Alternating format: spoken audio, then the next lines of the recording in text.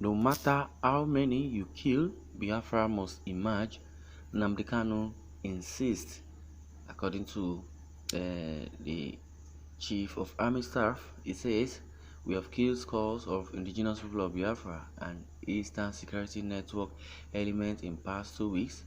Defense Headquarters. Security operatives have eliminated scores of criminals linked to the outlawed Independent People of Biafra, which is the indigenous people of Biafra, IPOB, and their Eastern Security Network ESN counterparts.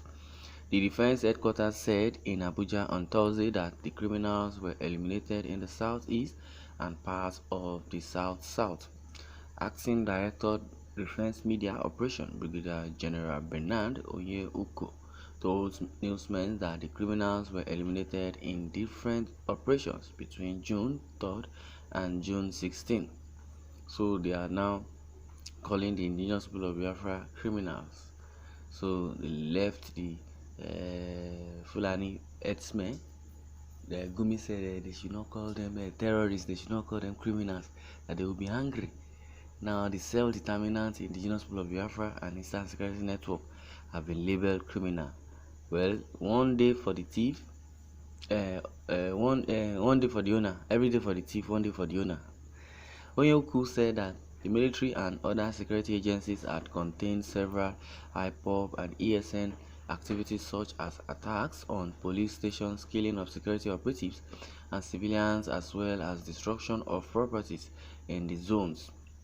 He said that the operatives raided the hoodlums hideout at Upong in Hobart, Akara local government area of Akwa Ibom on June 4 and dislodged the criminals. The indigenous people of Biafra basically are not in Akwa Ibom, for crying out loud. They are only in the east. They are only in Anambra, Abia, Enugu, Ebonyi, and Imo. That's the only, the last time I can recall. Those states are the only states the IPOB and ESN are operating. Well, he added that on the same day, the troops engaged and repelled some IPOB and ESN hoodlums who attacked Bosi town in Ohazora local government area of Ebonyi and the Criminal Investigation Department Abia Police Command. Similarly, on June 5, troops repelled indigenous people of Biafra hoodlums attack on commuters along Igbo Etiti Nsukka Road in Enugu State. In another development on same day, troops tracked and apprehended some hoodlums who vandalized and stole railroad sleepers at Nkubo Road within Emene in Enugu East local government area of the state, he said. The spokesperson also said that the federal government had engaged in an extraordinary non-kinetic approach to the seemingly intractable security challenges in the southeast. He said that the Minister of Defense, retired Major General Bashar Magashi, on June 11 led a delegation to Enugu for a security meeting with stakeholders on the geopolitical zone. According to him, the minister was accompanied by the Minister of Interior, Rauf Aregbesola, and the Chief of Defense Staff, General Lucky Rabo, as well as representatives of the service chiefs. During the summit, a whole range of security challenges were discussed with governors of the southeast states, religious leaders, traditional rulers, opinion leaders, and other stakeholders in attendance.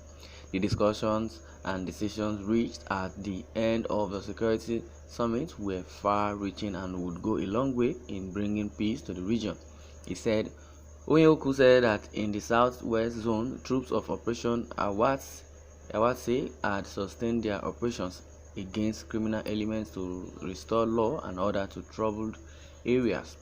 He said that the troops repelled armed herdsmen attack at Igongon community in Ibarakwa North local government area of Oyo State on June 5. According to him, troops mobilized to the scene and engaged the herdsmen, during which some of them were neutralized while others fled with gunshot wounds.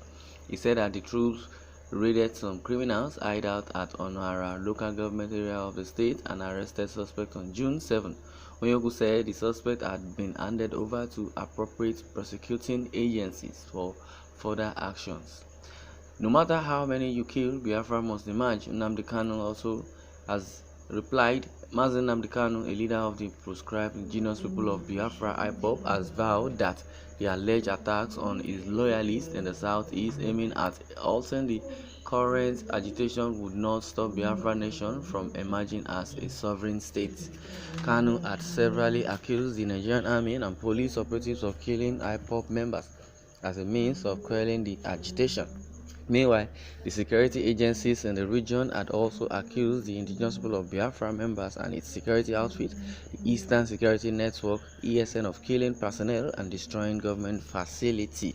Nnamdi KANU, who is calling for a referendum to allow the secessionists to decide whether to be part of Nigeria or a separate nation, said killings would not solve the problem. According to him, the actualization of Biafra will still take place despite the alleged killings. He made the remark on Thursday in a tweet via his official Twitter handle. The tweet reads, said, "At the end of this torturous journey, history will recall that referendum, not bullets, determined their fate. It matters not how many they kill, one outcome is inevitable. Biafra must emerge a free nation. The sooner the caliphate understands this inevitability, the better for all." Reacting to the development in a telephone interview, the National Publicity Secretary of Ohanaeze Ndigbo Worldwide, Mr. Chidozie Alex Ogbonnaya, described the statement credited to the Acting Director of Defense Media Operation Brigadier General Bernard Onyoku as unfortunate and uncalled for. This action of the military against the youth of the Southeast is what is called extrajudicial killing. It is not what is obtainable in any democracy all over the world. This action of the military in embarking on extrajudicial killing is unacceptable and is really condemnable. If you killed like 1,000 persons, 800 of the victims may be innocent persons. How do you justify that? The Ohanaeze image maker cautioned the military that the appropriate procedure was to arrest the suspect and prosecute them in a competent court of law. Ohanaeze is saying to the federal government, let us dialogue and see how to address these demands of the youth.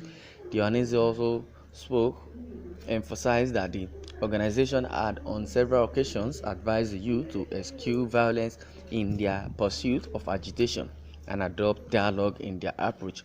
Ohanaeze has cautioned the youth that there is nothing to celebrate in violent approach to issues. We don't want to hear killing of police operatives, burning of police stations, and arson.